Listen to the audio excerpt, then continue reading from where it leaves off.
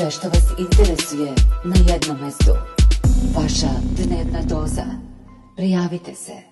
U sali Skupštine Srbije danas je došlo do žustre rasprave na temu novog virusa, posle koje je predsjednica parlamenta Maja Gojković zamolila poslanika Dosta je bilo Sašu Radulovića da ne pljuje dok viče.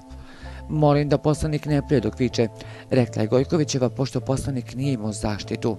U toku sednice Raduloviću se obratila i premijerka Ana Brnabić, koja mu je, kako je rekla, dala savjet jer to je njena ljudska dužnost.